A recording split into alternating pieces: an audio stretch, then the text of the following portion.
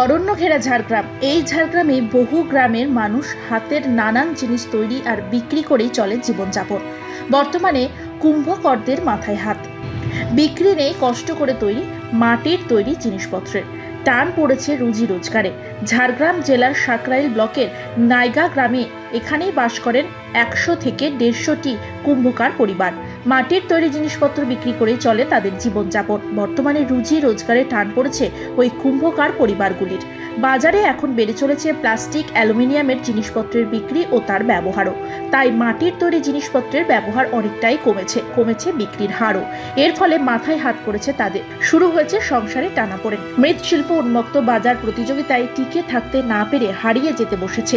অত্যাধুনিক plastic, fibre, অ্যালুমিনিয়ামের দাপটে মাটির শিল্প প্রায় বিলুপ্ত। ফলে জেলার প্রতিভাবান মৃৎশিল্পীরা অর্থাভাবে জীবন কাটাচ্ছে। কেউ কেউ ইতিমধ্যেই ভিন্ন পেশাতেও চলে গিয়েছে। আমাদের এই যে মাটির শিল্প কাজে আমরা এখানে তো প্রায় 100 মতো 150 মতো ঘর আছে। আমরা তো আমাদের বিক্রি তো হচ্ছেই না, আর এবং সরকার আমাদেরকে দেখছে ওটা, সরকার কিছুই দিচ্ছে না।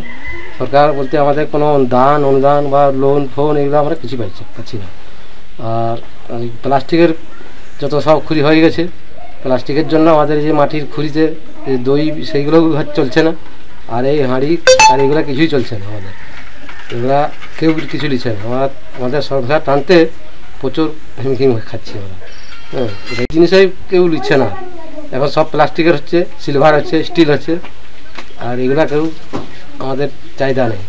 এটাই যে সরকার কিছু স্টেপ নেয় আমাদের কাছ থেকে, যদি কিছু আমাদেরকে দেখে তাহলে আমাদের সংসার একটু চলবে, না হয় আমরা বড় হিমশিম খাচ্ছি। সরকার কিছুই দেখছে না, কিছুই স্টেপেই লইলে সব কিছু দিচ্ছে, বেকার ভাতা দিচ্ছে, কে শিল্পী গানের শিল্পী দিচ্ছে, সে দিচ্ছে, আমাদের এই কুম্ভকারকে কিছুই দিচ্ছে না।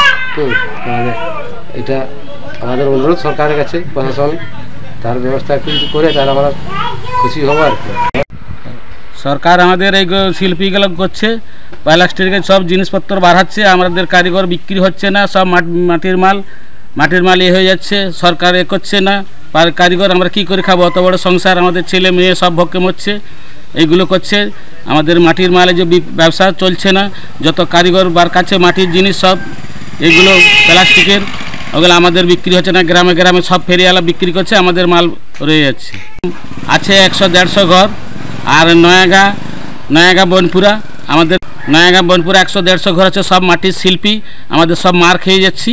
আমাদের কোনো সুযোগ সুবিধাই সরকার দেয় না, কোনো সুযোগ সুবিধা দেয় না, কোনো লোন টোন অমুক তমুক কোনো অনেক শিল্পীকে দেয়, আমাদের কোনো শিল্পীকে আমাকে দেয় না। বিক্রি অনেক কমে গেছে। তো প্লাস্টিকের বাড়াচ্ছে, সব তো কমে যাচ্ছে। সব প্লাস্টিকের, সব দই খাবরি, দই যে ভাঁড়গুলো সেগুলো প্লাস্টিকের বসে দিচ্ছে, সেগুলো দই ভাঁড়গুলো ওগুলো তো সেই প্লাস্টিকের বেরিয়ে যাচ্ছে। এরকম কারে সংসার চলছে, আর কি করবে, টুকটাক চলছে, সব মার খেয়ে যাচ্ছি। সরকার কিছু সুযোগ সুবিধা চাইছি আর কি, সরকার যাতে আমাদেরকে দেখে